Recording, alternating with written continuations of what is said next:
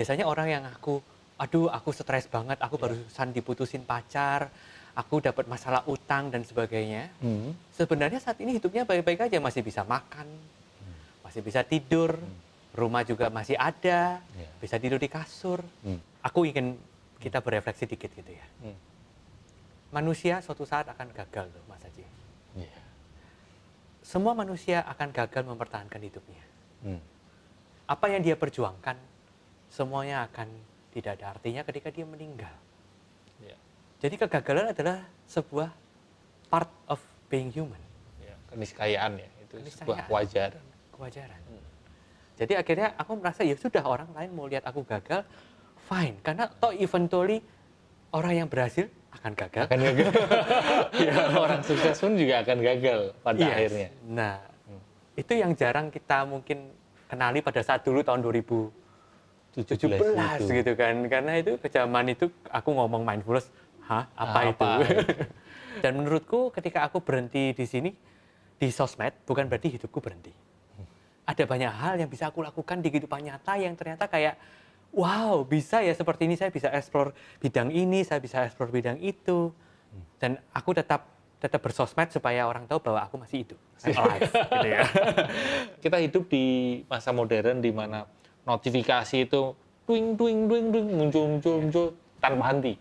Scroll juga heeh, nggak ada batasnya gitu, nggak ada akhirnya kan. iya, Kadang mindfulness itu, praktek mindfulness atau latihan mindfulness itu terasa kayak nggak mungkin, karena itu melawan arus mmm, dari kehidupan modern iya, sekarang ini. heeh, Gimana cara sederhana heeh, untuk tetap mindful, sadar di tengah kecepatan hidup modern yang semakin cepat ya, udah cepat semakin cepat, tapi latihan yang kamu bagian ini nggak terus mau minta orang untuk, kamu harus pindah ke gunung iya, atau kamu harus berhenti dari dunia heeh digital heeh gitu. heeh heeh, Gimana bro? Mungkin ada cara iya. atau latihannya?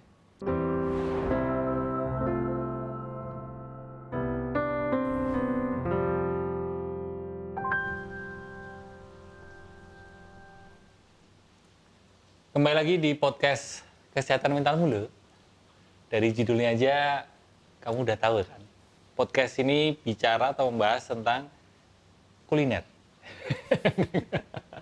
Podcast ini tentu saja membahas tentang kesehatan mental dan setiap episode saya akan mengajak teman saya, psikolog, psikiater, profesional kesehatan mental, praktisi, siapapun yang belajar kesehatan mental untuk ngobrol di setiap episodenya. Dan podcast ini, podcast Kesehatan Mental Mulu, ini kolaborasi antara saya, Aji Santoso Putro, dan Habib Jafar, dan juga dengan Rumah Cahaya. Dan kali ini saya akan mengajak ngobrol teman lama saya, udah 10 tahun ternyata saya mengenal orang ini, mengenal teman saya ini, yaitu Hendrik Tano. Oke. Dan saya mau kenalin dulu ke teman-teman. Ya, Hendrik Tano ini MBSR, MBCT teacher ya, Iya, dan certified ya. Memang beneran kamu mengambil apa istilahnya pembelajaran atau ilmu terkait hal ini kan ya? iya, benar. Kemarin tiap kali kita belajar ya, Hmm? MBSR Hmm? butuh waktu 3 tahun, MBCT juga butuh waktu 3 tahun. Wow. Itu udah lumayan cepat. Ada yang butuh waktu lumayan panjang juga. Oh iya. Iya, Kalau MBSR itu ngomong-ngomong MBSR itu mindfulness based stress reduction iya. dan MBCT adalah mindfulness based Cognitive therapy. cognitive therapy. Iya. MBSR dulu atau MBCT dulu kamu ambilnya? Pertama MBSR dulu. MBSR. Iya. Tahun piro itu? Tahun 2019 saya ambil kelasnya. Oke. Nah, kebetulan pada saat itu tahun sebelumnya saya udah ikut retret meditasi, which is itu salah satu syarat untuk ikut pelatihan teacher trainingnya. Akhir tahun 2019 ada teacher trainingnya, saya ikutan. Oke, terus kamu kelar itu, lanjut kamu ambil MBCT. Ya, karena guru saya minta saya untuk ambil dua-duanya. Saya berpikir kenapa saya harus ambil dua-duanya, kan saya satu cukup gitu. Oh, Iya, ternyata iya. memang ada pembelajaran berbeda yang menurut saya sangat menarik gitu ya soal dua pendekatan ini. Nah, itu yang akan kita obrolin ya, Yes. terkait dengan mindfulness ya. Yes. Mindfulness itu kan sebuah apa ya? Menurutmu apa? Mindfulness itu sebuah tools atau sebuah teknik, metode atau seperti apa kalau menurutmu? Oke. Mindfulness itu adalah sesuatu yang menurutku lah, ini bahasanya formal banget ya. Iya. Menurutmu gimana, Bang? Menurutku mindfulness adalah sekedar hanya memberikan perhatian di sini saat ini.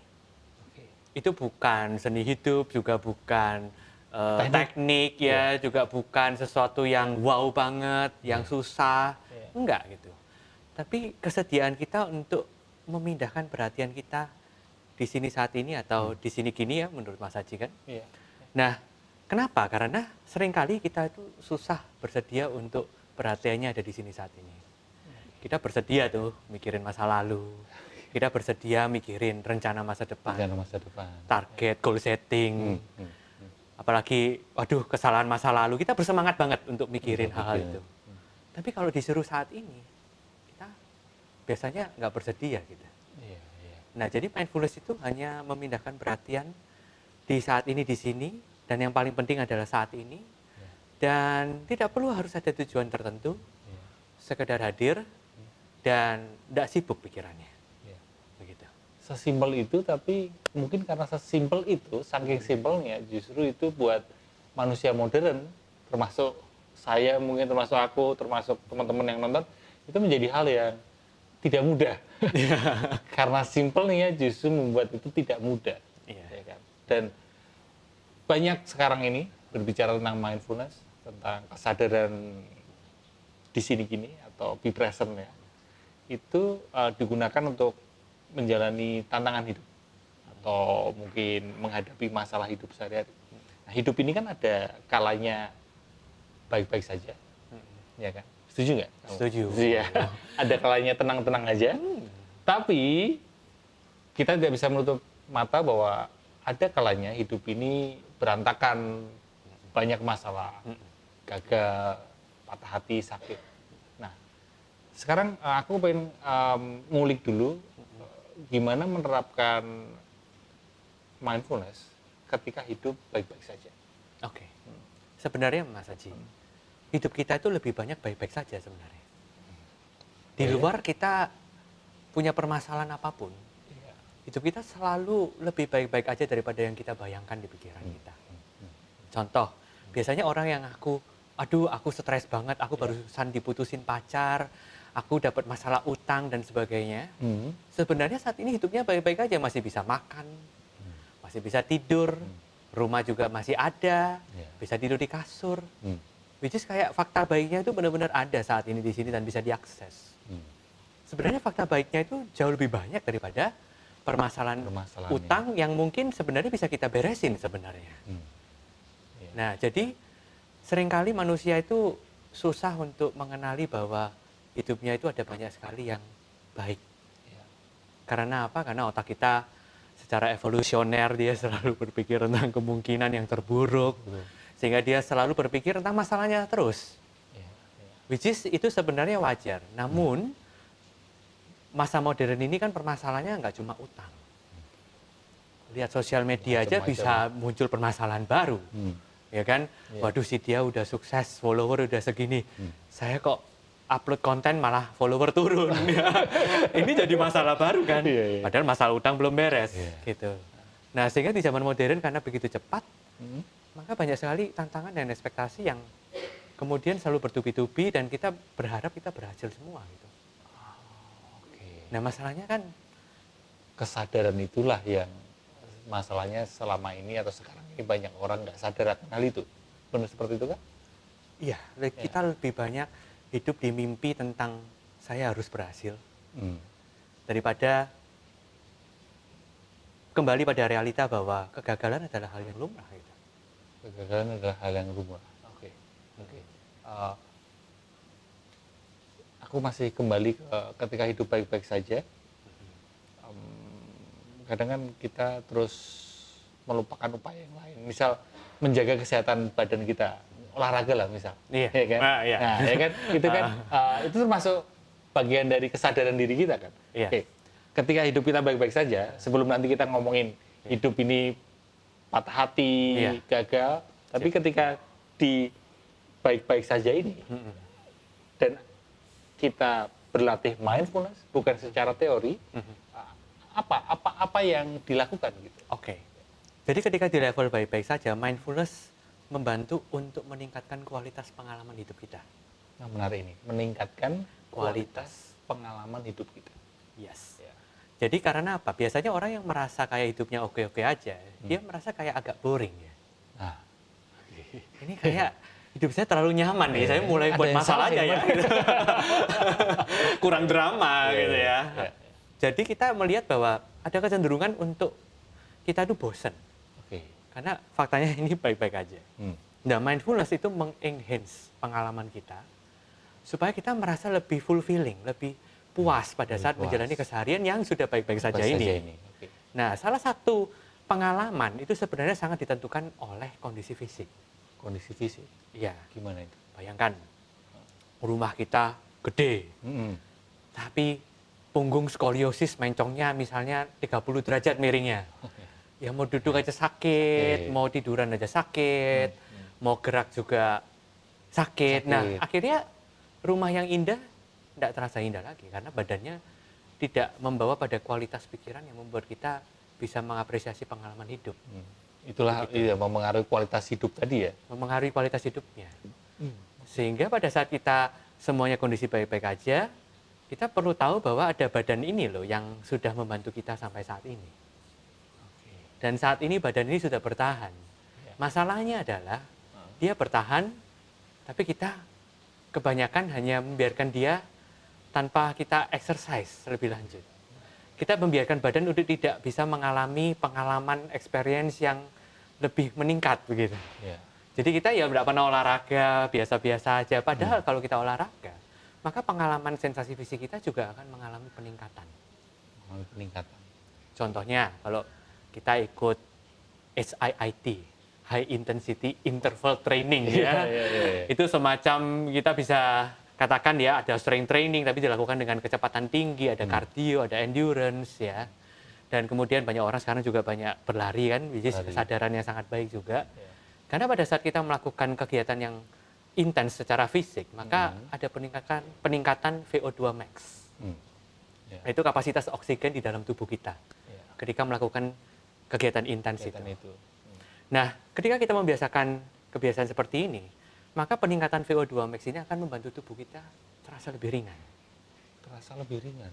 Ya. Sehingga lebih bisa meningkatkan kualitas hidup kita, kualitas pengalaman hidup kita gitu. Benar. Karena coba kalau tubuh kita berat, pikiran kita juga ikut berat, mental kita juga ikut down. Kalau tubuh kita ringan, bergerak saja juga tidak ada batasan, maka otomatis pikiran juga ikut ringan. Dan itu yang tak temuin Mas Haji pada saat aku latihan kalistenik.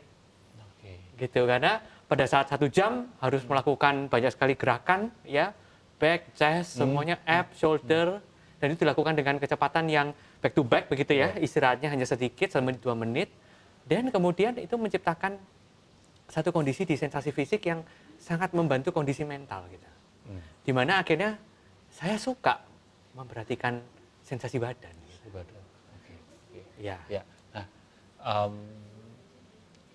jadi mindfulness itu bukan hanya berfungsi, bukan hanya bermanfaat ketika hidup kita baru ada masalah.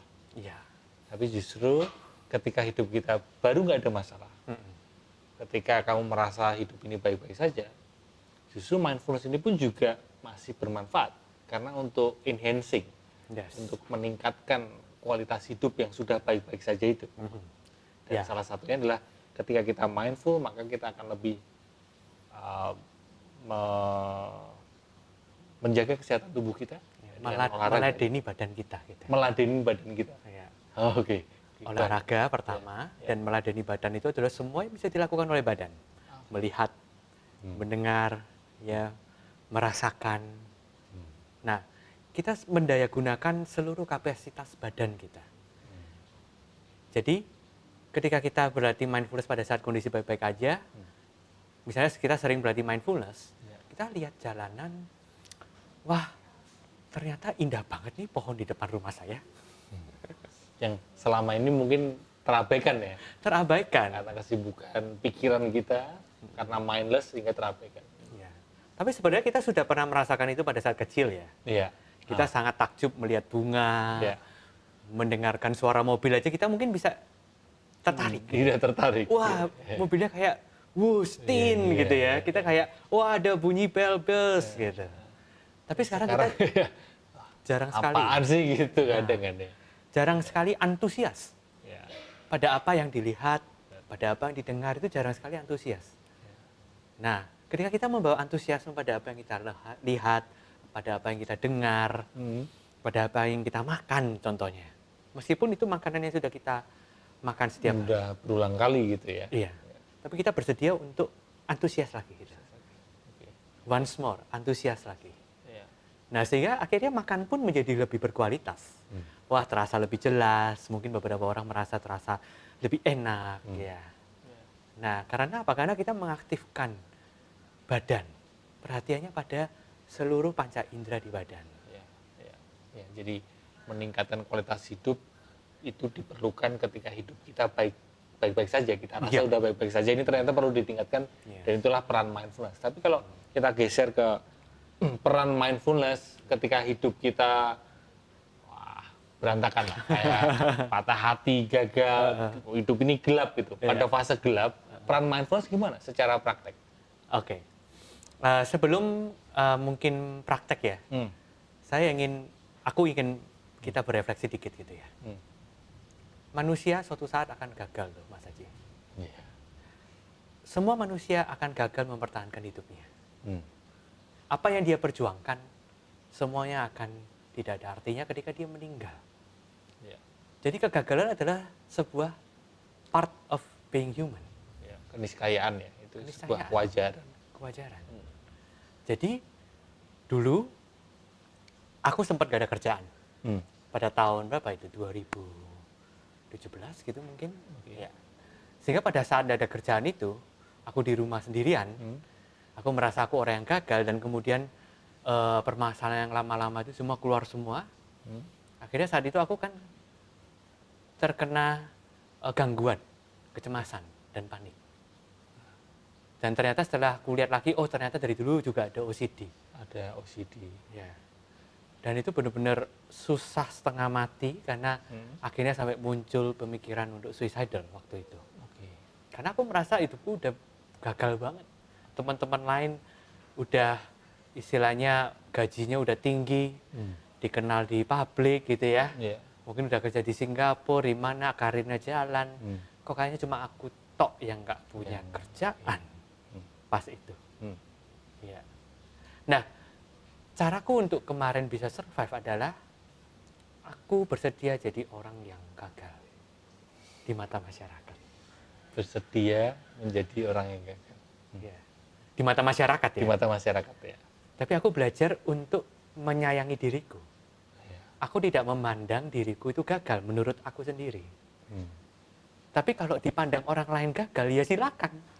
Bodo amat lah ya. Bodo amat. Bodo amat. Iya. Dan itu waktu-waktu yang aku buat untuk kemarin sampai pergi ke Singapura, aku berguru sama guruku 2 tahun di biara.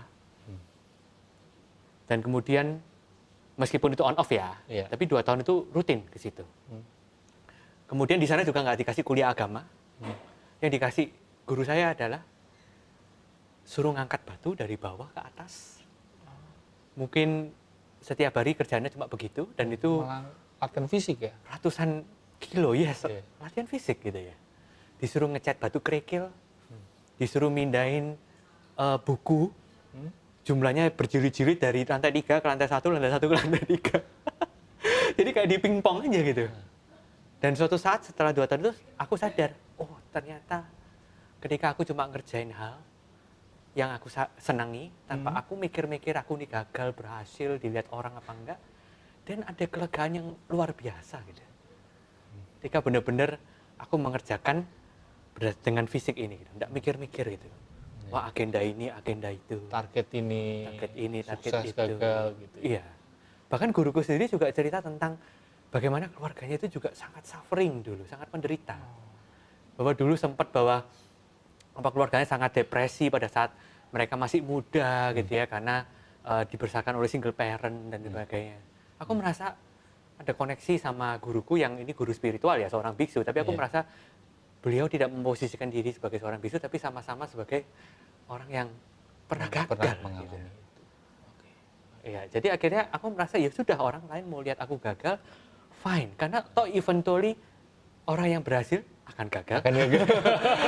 Orang sukses pun juga akan gagal pada Yes. akhirnya. Nah, itu yang jarang kita mungkin kenali pada saat dulu tahun 2017 itu. gitu kan. Karena itu ke zaman itu aku ngomong mindfulness, apa itu? Jadi kesadaran itu ya, kesadaran yang diperlukan ketika fase hidup kita baru fase gelap, justru adalah ya memang begitulah hidup. Kalau ada orang yang kelihatan sukses, ya sebenarnya pada akhirnya akan gagal juga. Ya, orang yang gembira pada akhirnya juga nanti dia akan bertemu dengan sedih. Itu memang fakta pahit hidup ini. Tapi ya begitulah hidup ya. Kita masuk ke pertanyaan berikutnya ya. Di dunia yang sekarang ini ya, dunia modern ini kan sibuk banget. Tubuh ini sering dianggap atau badan ini sering dianggap cuma kayak kendaraan aja, kayak tools saja. Jadi ketika capek, wes lah gas terus, wah, ya kan, stres, udah nggak apa-apa, biarin aja, dianggap normal aja gitu. Capek, stres itu kayak udah pokoknya push terus gitu. Nah, ngomongin tentu tentang mindfulness, gimana mindfulness bisa membantu kita berdamai sama tubuh atau mungkin terkoneksi dengan tubuh, menyadari peka terhadap batas-batas tubuh. Itu gimana? Nanti mungkin juga bisa ngomongin tentang citra badan juga ya, atau body image ya. Biasanya orang sadar itu kalau udah sakit. Injured. Iya, kalau itu udah mentok gitu ya, langsung baru sadar. Bener. Jadi kan saya ini bantu ke coaching basic calisthenics ya. Iya. Semua klienku yang belajar calisthenics dan mereka mulai main padel, itu mereka semua injured ketika main padel. Main calisthenics-nya memang baru 8 pertemuan, masih sedikit. Gitu ya. Nah, aku penasaran kenapa semua injured. Oh iya, ternyata memang abs-nya, ototnya masih belum memadai, kakinya juga cara berdirinya mungkin salah, cara gerakannya. Tapi bayangkan, ada satu klienku latihan padel 5 kali injury. Nah, tapi dilakukan terus sampai akhirnya kelima dia udah kapok. Nggak mau latihan lagi. Jadi dia tahu kayak bahwa padel is not for me. Karena injury terus. Tapi orang merasa bahwa padel itu kayak aku mesti ngejar ke arah situ. Aku FOMO, semua orang temanku main. Jadi aku mesti main. Padahal udah injure gitu. Itu kesadaran itu tuh yang melihat mereka itu yang aku jadi mikir itu. Kenapa ya kita memilih mesti FOMO dan mengorbankan fisik gitu. Tapi akhirnya kalau sampai baru sakit ya mereka berhenti sih. Jadi di situ kan ada poinnya adalah orang tidak ramah pada badan sendiri kan. Tetap di-push terus, tetap digas terus gitu.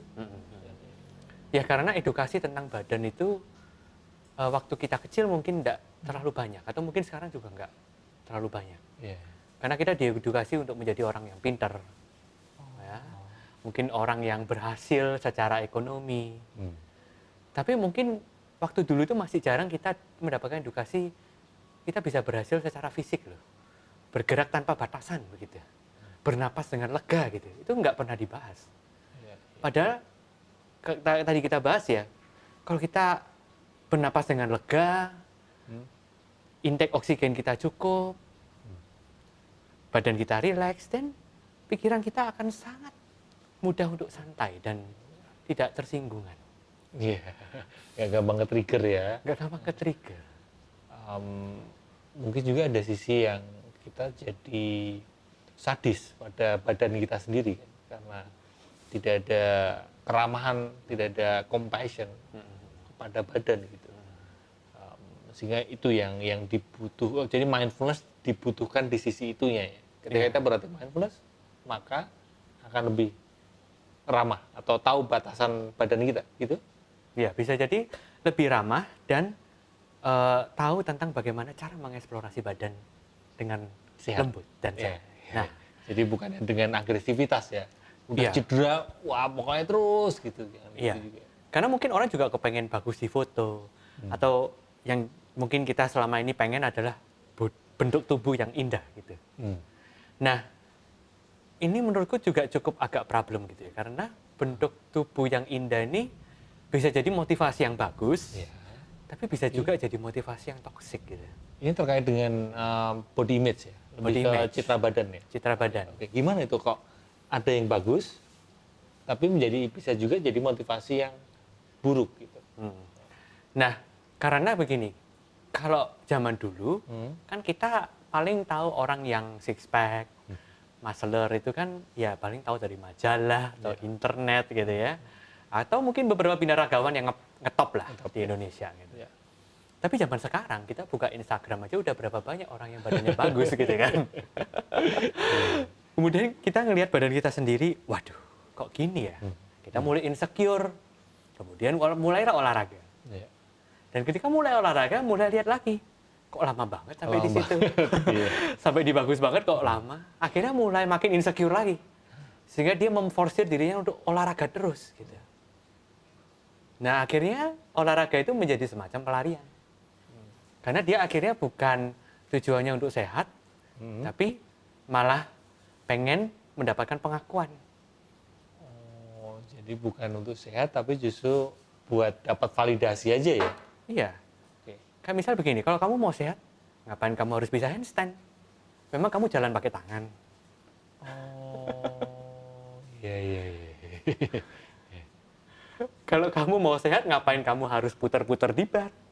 Memang sehari-hari kamu putar-putar di bar. Oke. Kalau kamu pergi berperang mungkin Diperlukan itu. diperlukan gitu ya. Lalu? Tapi kan kalau sehari-hari tidak Enggak diperlukan. berperang, ya istilahnya kalau untuk have fun aja nggak ada masalah gitu. Itu sesuatu yang sehat kan, kita eksplorasi aja. Oh ternyata badan bisa seperti ini. Tapi kalau kita malah tujuannya Terforsir ke situ, terforsir justru terus gitu ya. malah jadi beda dengan tujuan sehatnya ya. Iya.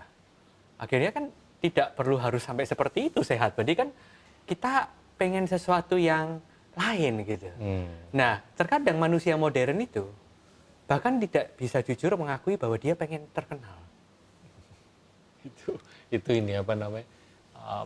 Sebenarnya itu yang diinginkan, nafsunya itu, tapi itu sebuah hal yang dianggap jelek gitu, Tabu gitu ya. Sehingga makanya enggak, padahal iya gitu. Iya, ya nggak apa-apa gitu loh. Mau terkenal ya boleh, orang terkenal nggak boleh ya boleh gitu. Cuma jadi problem adalah ketika kita bilangnya adalah pengen sehat, tapi sebenarnya pengen terkenal. Atau jangan-jangan pengen dua-duanya, sehat dan terkenal, nggak apa-apa. Tapi kita jujur gitu mengakui bahwa memang ya aku pengen followers, aku pengen likes, aku pengen terkenal, and it's okay gitu. Justru kejujuran ini membuat kita less suffering gitu. Kita nggak perlu menutupi apapun lagi gitu. Kalau kita menutupi diri terus, ya, itu justru kita yang struggle. jadi konflik batin ya. Konflik batin. Oke. Itu ini terkait tadi ya, mindfulness, kesadaran dan body image ya. Dan ngomongin body image, tadi kamu bilang lihat di sosial media banyak sekali. Dan kalau aku rasa ya, menurutku gini bro, body image trend itu kan ada masa-masanya. Zaman dulu itu ada masa di mana laki-laki itu ya kiblatnya atau kecenderungannya adalah kayak Keanu Reeves. Atau kayak zaman dulu siapa lagi ya, lawas banget bro ya kan. Afse. Rambutnya panjang gitu. Atau apalagi ya dulu, pokoknya lama lah. Atau zaman dulu kalau perempuan ada Debbie Gibson. Kamu tahu Debbie Gibson nggak sih? Nggak ya? Taruh ya. Kalau laki-laki dulu ada New Kids on the Block. Nggak tahu juga. New Kids on the Block itu lama. Bukan zaman gue. Boyband ya. Boyband sebelum Backstreet Boys. Ada New Kids on the Block. Dan New Kids on the Block ini menjadi patokan. Laki-laki itu image-nya, body image-nya, wajahnya itu mesti kayak itu. Tapi berbeda masa, acuan, patokan untuk body image pun juga berbeda. Kalau mungkin kita lihat sekarang, ya mengarah ke Korea misal, ya kan? Laki-laki mesti kayak Korea, cewek juga mesti harus kurus banget seperti Korea. Padahal dulu juga nggak perlu sekurus itu, nggak perlu seperti sekarang gitu. Sehingga ketika kita menyadari bahwa body image acuan tren ini sebenarnya ialah masa per masa dan ada mungkin pihak yang membentuk itu, ya tidak perlu terlalu diseriusin. Karena bisa jadi, oke, kita sekarang berusaha untuk mencapai sesuai dengan acuan tren sekarang. Mungkin 5 tahun ke depan itu sudah nggak ngetren lagi, jadi body image ini berbeda-beda gitu, acuannya gitu kan. Kadang kita tuh suka lepas konteks ya. Kalau misal kita lihat K-pop gitu, mereka begitu tuh kan karena untuk menciptakan body image yang memang karena mereka adalah penyanyi, artis, dan memang mereka butuh terkenal gitu. Iya. Tapi kadang banyak dari kita juga istilahnya nggak semua harus jadi Seperti artis, itu gitu ya. Nah, Iya, itulah gitu. iya. Kalau jadi artis ya memang harus terkenal kan. Iya, Kalau nggak iya, terkenal iya. nggak mungkin jadi Iya, artis. iya, Gitu. iya. Kesadaran hidup kita sendiri masing-masing itu yang Iya. diperlukan ya. Nah, ngomongin mindfulness, itu banyak orang yang masih nganggap mindfulness itu kayak wuto, kayak sesuatu yang spiritualitas yang terlalu kosong gitu. Nah, sebenarnya dari sisi sains, karena aku tahu benar kamu mempelajari mindfulness, MBSR, MBCT, ini kan backup sainsnya cukup kuat. Gitu. Iya. Apa yang terjadi di otak kita atau tubuh kita waktu kita benar-benar mindful? Dan kenapa mindfulness ini bisa nurunin stres, kecemasan, bahkan rasa sakit fisik, pain ya. Nah, dua hal itu secara sains gimana bro? Kalau secara otak, apa yang terjadi? Kalau mindfulness modern, Ya. Mas Haji, kita tidak bicara tentang konsep yang abstrak gitu. Oke, Tapi berbicara bagaimana memindahkan perhatian. memindahkan Sesederhana itu. Karena perhatian adalah ekonomi zaman saat ini. Ya. Bagaimana begitu sosial media keluar, mereka akan menyita perhatian kita. Perhatian adalah uang, Ya. Attention economy. attention istilahnya. economy. Ya. Dan ketidakmampuan seseorang untuk meregulasi perhatiannya akan menyebabkan dia semakin kebingungan dan semakin menderita. Karena dia tidak tahu mana yang butuh diperhatikan. Karena dunia ini begitu banyak, Distraksi di mana-mana ya. distraksi di mana-mana. Ya. Jadi mindfulness mencoba untuk kita belajar melembut mulai dari memilih perhatian yang tidak agresif pada sesuatu hal yang tidak agresif ke kita. Salah satunya nafas. Nggak mungkin nafas agresif ke kita. Atau merasakan badan, nggak mungkin badan agresif ke kita. Tapi kalau kita melihat postingan orang, mungkin intensinya dia bukan agresif. Tapi karena kita punya pengalaman masa lalu kepahitan, sehingga pada saat kita melihat sosmed, mudah tertrigger oleh sesuatu Postingan yang itu. agresif menurut kita. Menurut Gitu. kita. Nah, Emosi kita jadi naik. emosi jadi naik, jantung jadi deg-degan, rasanya ada yang nyut gitu. Nah, akhirnya perhatian kita malah tersita ke hal-hal yang seperti itu. Karena kita merasa bahwa sebenarnya bukan merasa, kita nggak tahu harus kemana gitu. Karena dunia seolah menyajikan ya ini dunia seperti ini gitu. Seperti ini ya. Padahal sebenarnya kita nggak harus melihat dunia itu. Gitu. Kita nggak harus. Nggak harus ya. Masih banyak pilihan yang lain sebenarnya. Masih banyak pilihan yang lain gitu. Dan kita bisa memilih untuk sekedar membawa perhatian pada apa yang kita sudah tadi lupakan gitu, yaitu badan, cara kita berjalan, cara kita duduk, cara kita merespon orang, Ya. cara kita menegang atau rileks, cara kita mengenali apakah seringkali kita terlalu memforsir diri sehingga badan kita nggak pernah istirahat. Gitu. Ada banyak hal yang bisa diamati dan itu banyak sekali gitu. Tetapi kenapa kita memilih untuk mendengarkan kata-kata orang lain terus gitu. Itu yang menjadi keanehan gitu. Padahal kata-kata orang lain adalah pengalaman hidup dia. Pengalaman hidupmu belum tentu sama kayak dia. Itu sama. Dan pasti nggak sama. Mungkin ada yang beririsan, tapi pasti nggak sama. Nah, maka dari itu daripada kita hanya melihat atau mendengar dari orang lain, Ya. lebih baik perhatian kita lebih banyak di Diri tubuh kita dan sendiri. nafas. Itu pun sudah belajar melembut, Mas Haji. Membawa perhatian pada sesuatu yang bukan agresif adalah cara untuk melembutkan diri. Kalau yang terjadi di otak bro, secara sains gimana? Sebenarnya ketika kita berlatih mindfulness, apakah ada pengaruhnya di otak secara sains? Ya, ilmu tentang otak, neuroscience terus berevolusi terkait mindfulness ya. Ada yang bilang otak reptil, kemudian otak yang udah berevolusi, itu sebenarnya tidak seperti itu. Jadi ketika misalnya kita di-hijack oleh pemikiran-pemikiran atau emosi yang kuat, orang bilang yang aktif cuma bagian limbik gitu, bagian amigdala gitu. Iya. Yaitu otak kecil yang misalnya berfungsi untuk memberikan alarm gitu, Iya. bahwa ada sesuatu yang nggak beres. Sebenarnya itu benar, bagian ini aktif. Tapi bukan berarti terus bagian prefrontal kita yang berfungsi untuk memutuskan sesuatu itu tidak kerja, tetap bekerja. Tetap bekerja. Hanya saja dia bekerjanya itu didikte oleh bagian amigdalanya. Oh. Nah, sehingga dia tidak mampu untuk memilih perhatian. Dia hanya didorong oleh rasa-rasa emosi yang terus pengen mengejar, pengen kabur.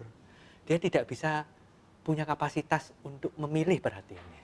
Jadi sebenarnya yang terjadi ketika kita berlatih mindfulness adalah seperti apa?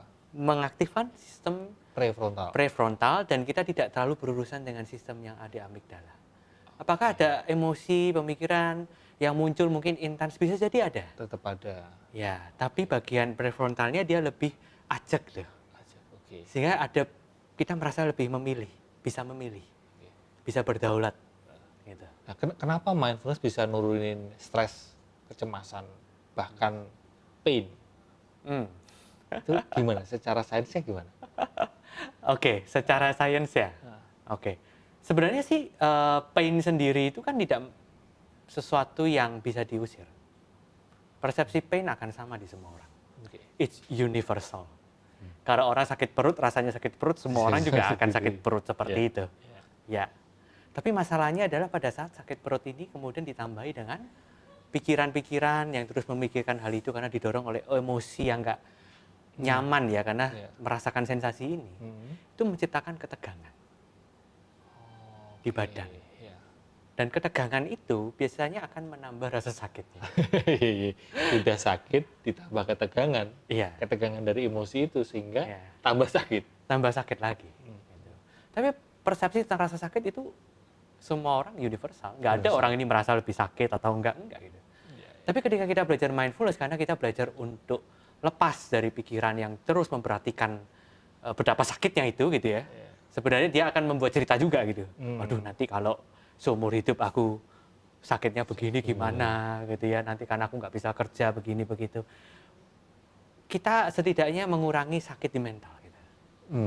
Nah, ketika mengurangi sakit di mental, kita melihat bahwa sakit fisik ini is okay untuk merasakan sakit ini. Tetap sakit tapi tidak ada tambahan.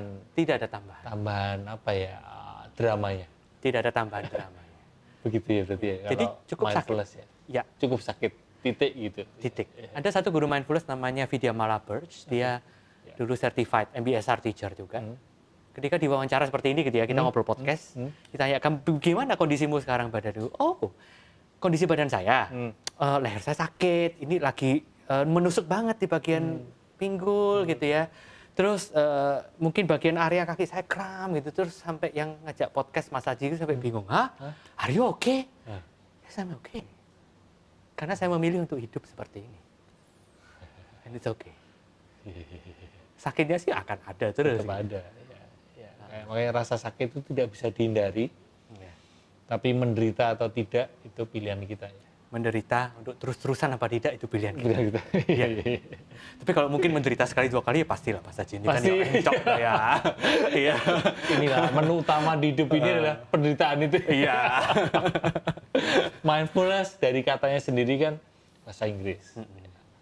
Tapi aku tahu benar akhir-akhir ini cukup lama akhir-akhir ini kamu mempelajari tentang Borobudur, tentang Nusantara. Kalau dipikir-pikir praktek mindfulness yang bahasa Inggris ini itu kan sebenarnya bukan hal baru ya, maksudnya kalau dikaitkan dengan tradisi Nusantara.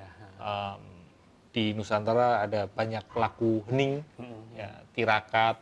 Kalau di Jawa ada topo ya, atau semedi, yang aku rasa itu punya irisan lah, atau mungkin punya jalan yang serupa. Nah, kalau menurutmu yang selama ini akhir-akhir ini udah mempelajari terkait dengan Nusantara dan kesadaran mindfulness, gimana hubungan antara mindfulness modern dengan ini kearifan lokal dulu gitu? Apa kita sebenarnya mindfulness yang kita kenal sekarang ini apa sebenarnya cuma mengulang yang sudah diajarkan leluhur dalam ajaran dulu gitu. Cuma sekarang Sekarang bahasanya baru aja gitu. Gimana?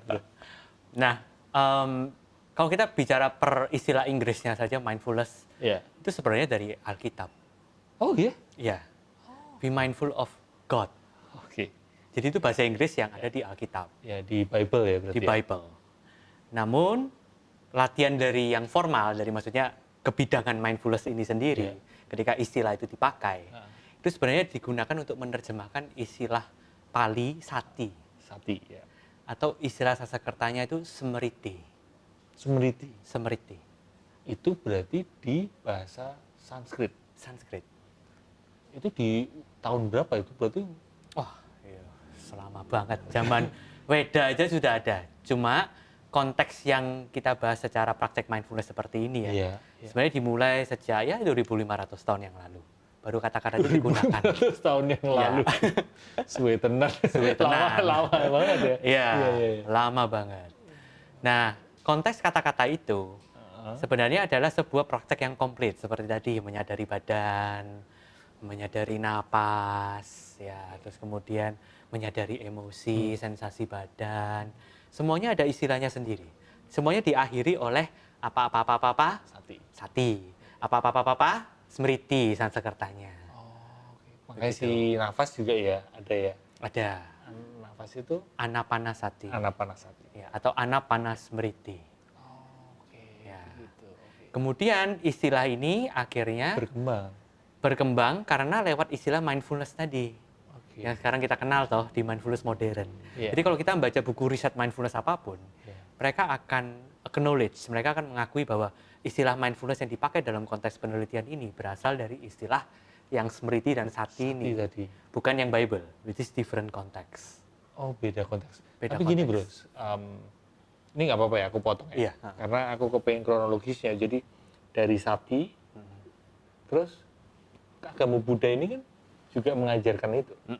Ya. Sama kah? Ya. Atau seperti apa? Terus kan habis itu kan ada perkembangan agama-agama yang lain. Apakah itu juga diterapkan di agama-agama yang lain? Oke. Nah, menariknya gini, ketika kemarin, ini kita agak melenceng dikit ya. Saya ikut training MBCT di Oxford. Salah satu mata kuliah mereka adalah kita mesti ngambil the Buddhist psychology. Gitu. Jadi kita menganggap Buddha itu bukan pendiri agama, tapi sebuah kayak penemu saintifik gitu. Seperti Albert Einstein gitu. Kita memperlakukan Buddha sebagai orang terhormat yang menemukan sesuatu, bukan sebagai pendiri agama. Gitu ya.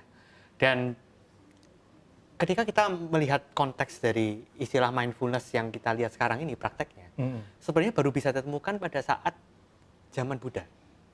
Ditemukan oleh Buddha sebagai seorang ilmuwan ya, sebagai seorang saintis. Ya, Buddha sebagai seorang saintis. Itu sati itu sebelumnya atau setelahnya? Sebelumnya sudah ada istilah itu, cuma tidak digunakan dengan konteks yang latihan mindfulness seperti ini. Oke. Dia hanya dalam konteks karena artinya itu adalah remember. Smriti itu artinya remember. Mengingat nafas, mengingat badan. Ingat untuk di sini. Terus Buddha menggunakan istilahnya untuk latihan. Latihan ingat di sini. Gitu. Tapi kalau dulu sebenarnya ingatnya macam-macam. Ingat tentang Weda, ingat tentang ya mungkin ritual-ritual, ingat tentang teks-teks keagamaan, itu yang terjadi di masa sebelum Buddha. Konteks kata smriti dan sati itu. Buddha menggunakannya dengan konteks yang lain. Yaitu membawa penyadaran pada tubuh, emosi, napas, dan juga pikiran. Dan terus berkembang di agama-agama yang lain juga sebenarnya mengajarkan kan hal itu kan. Mungkin dengan kata yang berbeda-beda. Nah, ini menarik karena sebenarnya kalau kita lihat kata mindful di Bible itu berasal dari bahasa Yahudi, yang nanti bahasa Yahudi ini turunannya ke bahasa Arab menjadi yang kita kenal sebagai zikir. Oh iya, ini jadi connecting the dot ya? Connecting the dots-nya. Apakah ada kualitas mindfulness di situ? Kurang lebih karena perjalanan peradaban kan panjang ya. Pasti ada kualitas latihan mindfulness di situ. Terus kemudian Asia bertukar budaya dengan Eropa. 2000 years, 2000 tahun. Bisa terjadi apa saja gitu ya. Namun dalam konteks lengkapnya yang diteliti oleh MBSR dan MBCT, Itu adalah berdasarkan atas apa yang ditemukan oleh Buddha sebagai seorang saintis. Gitu. Seorang saintis. Ya. Ha-ha. Bagaimana dengan Hindu? Di Hindu pun juga mengenal hal ini kan? Hindu itu alirannya banyak sekali Mas Haji. Ya. Yang menggunakan ini sebenarnya hanya yang belajar lebih ke arah ke yoga sutra yaitu Patanjali. Iya. Kalau aliran lain mungkin pengertiannya bisa beda lagi konteksnya. Lagi. Tapi apakah mereka tidak menyadari badan? Menyadari. Apakah mereka tidak menyadari napas? Menyadari juga. Tapi mungkin Mas Haji pernah lihat bahwa di tradisi yogi ada ketika menyadari napasnya menggunakan bastrika cepat atau dikontrol. Oh ya, ada. Ya. Aku memahaminya sebagai olah nafas ya. Ya, olah napas yang dilakukan secara Breathwork, cepat, ya. berapi-api Ya, gitu ya. breathwork, ya. Breathwork. Ya. Atau mungkin anuloma viloma gitu di tradisi yogis. Tapi itu tetap ada elemen mengkontrol. Mengontrol ya. Controlling the breath. Ya. So itu sebenarnya berbeda dengan sati atau Berbeda dengan sati yang ada di scientific based mindfulness. ya. Kita tidak mengkontrol sama sekali. Ya, ya, ya. Kita tidak melakukan yogic breathing. Oke. Kita hanya mengamati napas, Mengamati, tidak menghakimi, not controlling. not controlling, mengizinkannya apa adanya. Oke. Lalu kalau tadi pertanyaan adalah terkait Nusantara, bagaimana perjalanan dari sati itu ke Nusantara? Nah, kita kembali pada Buddha sebagai saintis. Oke. Ya. Nah, tentu saja kalau kita lihat monumen keagamaan Buddha yang paling besar adalah Borobudur ya di Indonesia gitu ya. Dan Borobudur itu penuh dengan kisah, ada 2.400 relief, which is itu monumen dengan relief terbanyak di seluruh dunia. 2.400. 2.400. Ya, akan kita ceritain satu-satu ini nanti ya. Waduh, butuh berapa episode? 2.400 episode ya. Iya, oke. Nah, dari relief-relief yang ada ini ternyata dia dibuat berdasarkan teks-teks ya tentunya. Gitu. Dan teks-teks ini menyebutkan keempat latihan sati tadi. Penyadaran akan tubuh, sensasi ataupun perasaan, penyadaran akan pemikiran, dan penyadaran akan realita. Nafasnya? Nafas masuk di tubuh. Oh, pertama tadi adalah Tubuh, perasaan dan sensasi, perasaan dan sensasi, kemudian pemikiran, persepsi, Pikiran. belief system, dan sebagainya. pikiran ya. Ya. Yang terakhir adalah realita dunia. Dan kita mengamatinya dengan tidak menghakimi. Kita hanya melihatnya seapa adanya, seperti kata bahasa Mas Haji. 4 ini ada terus di 2.400. Ada di beberapa relief. Ada di beberapa Ada di relief. beberapa relief. Ya, dan dari sana akhirnya kita melihat bahwa oh ternyata sistem mindfulness ini sudah dikenal di Nusantara. Kira-kira 1.200 tahun yang lalu, karena Borobudur barusan berulang tahun 1.200. Borobudur ulang tahun 1.200. Ya, Berarti ada tahun sekitar ya 800, ya 700 800. 800-an ya, Ya, ya. 700 800 tahun. Nah, dibangunnya 700-an. Selesainya dia cukup lama gitu. Nah, akhirnya dari Borobudur ini akhirnya kita lihat bahwa oh, ternyata compare ada. dengan teks semuanya sudah mengenal latihan mindfulness. Oke. Dan kalau kita teliti lagi latihan perjalanan mindfulness dari Borobudur itu panjang sekali Mas Haji. Oke. Sampai akhirnya kita bisa lihat di naskah suluk, serat-serat itu masih Muncul ada. lagi. Muncul. Muncul ada sati dan 4 tadi. Tapi dia tidak menggunakan istilah itu dan Oh, tidak menggunakan kata sati, tidak menggunakan kata itu. tapi tetap terkait tadi 4 tadi. Nah, karena Borobudur itu punya filsafat pada saat kita mengamati keempat tadi. Ketika kita mengamati realita semuanya apa adanya, maka muncullah pemahaman tentang apa yang orang Jawa bilang suwung. So, Ya. Sunya gitu orang bilang. Karena ini bukan filsafat dan bukan konsep. Kemarin ada yang tanya, apakah Borobudur ada sebuah filsafat gitu ya? Kalau menurut Buddha sebagai saintis, mungkin Buddha tidak mau disebut dirinya seorang filsuf. Tidak mau gitu. Karena kita bukan dengan cara menerka-nerka kehidupan, kita mengalami kehidupan. Kita adalah scientist, bukan filsuf. Begitu. Nah, jadi kalau kita mengalami secara sains itu, di sana sudah ada sistem yang kemudian terus berlanjut sampai ke serat-serat belakangan itu. Dan itu kuncinya masih yang lestari adalah si suwung itu. Sunya bahwa kenapa suwung? Karena segala sesuatu selalu berubah. Dia tidak bisa berdiri dengan sendirinya. Segala sesuatu di luar kontrol, di luar kendali kita. Yang kita bisa kendalikan mungkin sangat terbatas, tapi ujung-ujungnya juga nggak bisa kita kendalikan. Ya seperti tadi, mati, urusan gagal di ujung akhir hidup. Ya, Nah, termasuk hujan ya, ini kita asik jika tadi hujan kan termasuk. sekarang kita bagian ngobrol udah dari- berhenti. Iya. Iya. Termasuk ketidakpastian ya. Bahkan yang kita rasa bisa pastikan, itu pun sebenarnya tidak bisa 100% kita pastikan. Iya. Ya kan? Oke. Karena tidak ada ketidakpastian sejati. Makanya sebenarnya dinamakan kosong akan kepastian yang sejati. Kosong kan kepastian. Iya. Kosong akan keabadian atau sesuatu yang kita kira akan berlangsung selamanya itu enggak. Segala sesuatu selalu changing. Sebelum masuk ke pertanyaan terakhir, kamu juga di beberapa kesempatan ngomongin tentang cakra. Oh, Cakrawarti. Iya. Heeh. Apa itu? Mungkin bisa disampaikan sedikit terkait hal itu. Oke. Cakrawarti itu sebenarnya istilah yang ada di Kamus Bahasa Jawa dan Indonesia. Oh ya? Iya. Itu berarti adalah seorang pemimpin.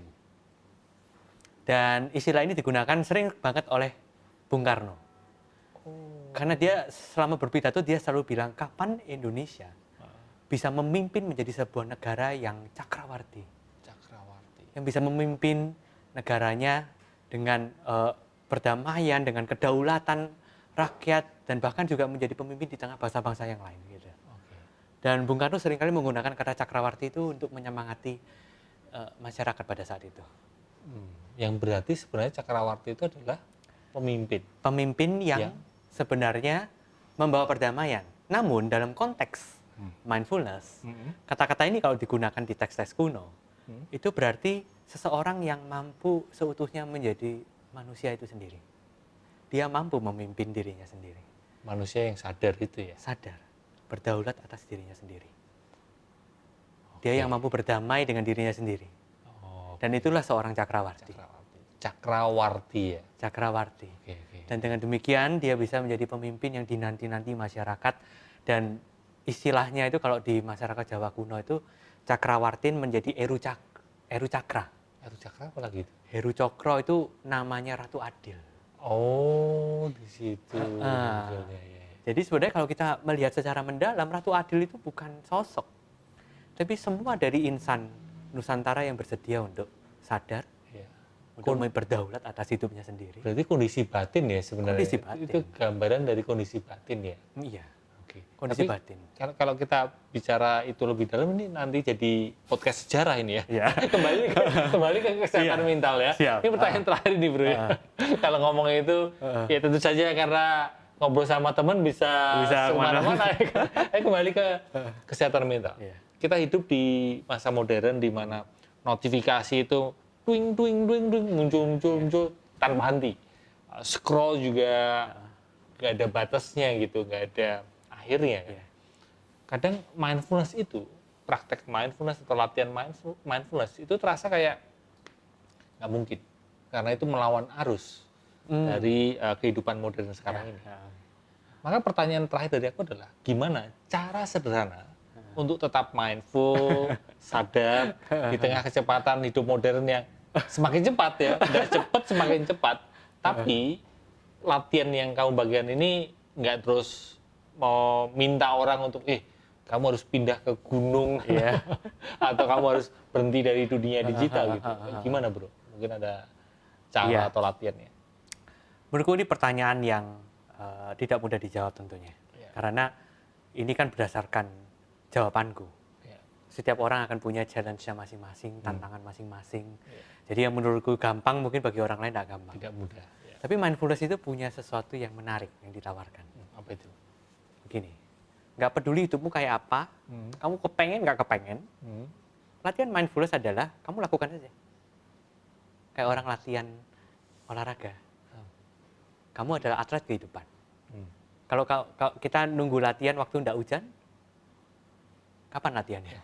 Kayak tadi kita podcast nunggu nggak hujan, kapan mulai podcastnya? Ya, untung langsung kita mulai dan terus malah reda ya. Iya, jadi tantangan selalu ada setiap saat, notifikasi akan tuing-tuing setiap saat, tantangan untuk terus berkompetisi akan selalu ada. Ya, nunggu semuanya semuanya baik-baik saja baru latihan? Nggak mungkin. Iya, nggak latihan-latihan malah. Iya. Justru di tengah-tengah hujan badai ini, kita coba, at least kita punya niat sadar bahwa saya mau berhenti 3 menit Untuk mengarahkan perhatian ke sini. ke momen saat ini, di sini, gini itu ya. Benar. Jadi justru latihannya juga pada saat kita pengen, dan terutama juga pada saat kita nggak pengen, tetap lakuin aja. Kita kembali, kita tidak pada pemikiran-pemikiran gitu, ngurusin narasi-narasi ya. Iya. Nah, dan narasi-narasi ini bisa berkembang, oh saya itu sakit karena ini, saya sembuh itu karena ini gitu ya. Banyak sekali narasi macam-macam gitu ya. Daripada kita menghabiskan waktu untuk mikir-mikir seperti itu. Coming back, karena kita mikirkan narasi sendiri itu udah menciptakan ketegangan. Kalau kita sensitif ya melakukan mindfulness, kita sadar bahwa kita menggunakan pikiran terus itu tegang kepala. Iya. Belum cuma tegang kepala Mas Haji. Tegang ini, tukak lambung. Iya. Sakit Ger. mah, ger. Sakit mah. Akhirnya kayak kemarin saya 3 minggu lalu mungkin ya, masuk rumah sakit gitu. Kambuh. Nah, Iya. nah, kita sebagai guru mindfulness juga diundang untuk sadar terus bahwa ternyata selama ini tegang. Enggak apa gitu. Kita sepanjang kita sadar dan terus mau untuk kembali. Bahwa kita mengakui bahwa selama ini tegang, tidak ada yang ditutup-tutupi. Itu aja. Jadi secara sederhana adalah kita nggak perlu menutup-nutupi apapun, tidak perlu harus mengikuti orang lain. Kita sekedar coba nyaman sama diri sendiri dulu. Kalau kita bahkan nggak nyaman sama diri sendiri untuk berhenti 3 menit, merasakan napas, oh ya badan, thank you ya, selama ini udah bareng aku, sekarang this time is only for you, waktu ini cuma untukmu. Nah, coba aku rasain napas saja. The moment kita membiasakan diri untuk nyaman dan menyayangi diri kita sendiri untuk ditemani, the moment kita akhirnya juga tidak terombang-ambing oleh kebisingan atau kegilaan dunia atau mungkin kesepian bahkan. Karena kita terbiasa menemani diri sendiri, menemani napas, menemani sensasi badan. Ya. Jadi tidak perlu nunggu situasi beneran hening dulu. Ya. Justru di tengah notifikasi, di tengah kesibukan, kebisingan sosial media, justru disitulah kita perlu meluangkan waktu, ya, entah 3 menit atau berapa menit untuk berhenti sejenak. Iya. Sesimpel sadarin nafas ya. Benar, bahkan tidak harus hening karena kita tahu hidup tidak bakalan sempurna. Iya. Nggak ada itu hening yang bisa kita kontrol terus-menerus. Iya. Justru pada saat ramai dan kita bisa memindahkan perhatian, otot kita makin jago. Benar. Ya sama kayak, masa olahraga mau santai-santai? Enggak kan? Iya. Maunya nge-push yang berat-berat, Iya. otot kita baru jadi. Iya. Nah, kalau kita nunggu hening baru berjeda ya. Berlatihan, nah. Nah, justru pada saat hingar-bingar dan kita stop. Terbiasa untuk tidak terhijack oleh hingar-bingar, kembali ke sini. Oke.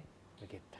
Thank you. Thank you. Thank you sudah mampir di podcast Kesehatan Mental Mulut ini. Mungkin ada terakhir kata-kata yang kamu sampaikan, pesan singkat untuk teman-teman yang mungkin baru mau berlatih mindfulness? Waduh, pesan singkat ini selalu yang bikin challenge buatku. Satu tips mungkin buat teman-teman ya. Satu tips ya. Mungkin ini yang aku lakukan ya. Ya.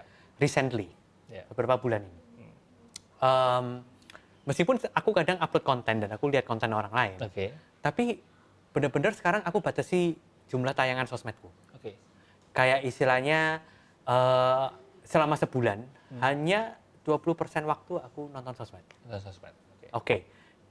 Well, ini bukan untuk semua orang. Ya, tapi ini for me gitu. Ya. Dan menurutku ketika aku berhenti di sini di sosmed bukan berarti hidupku berhenti.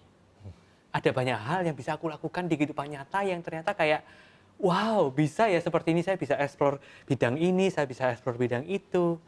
Dan aku tetap bersosmed supaya orang tahu bahwa aku masih hidup. Alive, gitu ya. Sehingga lebih ke digital minimalism ya. Iya. Ya. Dan bahkan juga masih bisa sharing lah ya. Ya, Karena ya. banyak orang juga ada butuh. Ya. Nah, akhirnya ketika aku memilih untuk tidak terdikte oleh sosial media, aku merasa kayak wow, aku bisa mengambil kembali kehidupan yang kayak bukunya Nago, Tejena, yang sudah lama hilang. Aku yang sudah lama hilang ya. Aku yang sudah lama hilang, kayaknya ketemu lagi. Ketemu lagi. Nah, enjoy banget aku. Iya, iya. Iya, jadi coba kita batasi perhatian kita, jangan biasakan untuk di hijack oleh banyak sekali hal. Iya. Kita mau berdaulat gitu, sehingga akhirnya apa? Ya kebahagiaan kita bisa tentukan. Kita nggak harus bergantung terlalu banyak sama orang lain. Dan aku tahu ini ada sesuatu yang sangat susah karena kita di Indonesia sangat sosial gitu ya. Iya. Sukanya kongko-kongko, kalau Iya. ketemu orang gitu kayaknya nggak mau self care gitu, maunya Interaksi tergantung terus gitu. ya. Tergantung orang gitu kan. Iya, iya. Nah tapi coba kawan-kawan, justru permasalahan semuanya itu dirunut-runut adalah karena ketidakmandirian kita. Iya. Karena selalu menggantungkan orang lain, selalu menggantungkan situasi baru nyaman dan sebagainya. Itulah yang membuat kita akhirnya stres karena kita hanya pengen yang enak-enak aja. Iya. Kalau kita mandiri, kita nggak harus ikut menggantungkan diri ke situasi ataupun orang, maka kita nggak perlu ada yang ditakutkan lagi gitu. Kita lebih ajak gitu. Iya. Iya, jadi Itu mandiri berarti lah. ya, mandiri gitu ya. Dan perlu bijak menaruh perhatian ada di mana. Gitu Benar, ya. Mas. Oke. Thank you Henry. Thank you. Semoga obrolan kita bisa membantu menyehatkan mental buat teman-teman. Terima kasih buat teman-teman yang udah nonton dari awal sampai akhir. Dan ya, tadi obrolan saya dengan Hendrik tentang mindfulness, semoga bisa membantumu untuk lebih sadar, lebih bijak menaruh perhatian, dan lebih mampu mengakui bahwa hidup ini memang ada kalanya tidak mudah. Begitu saja, sampai ketemu di episode selanjutnya. Dah.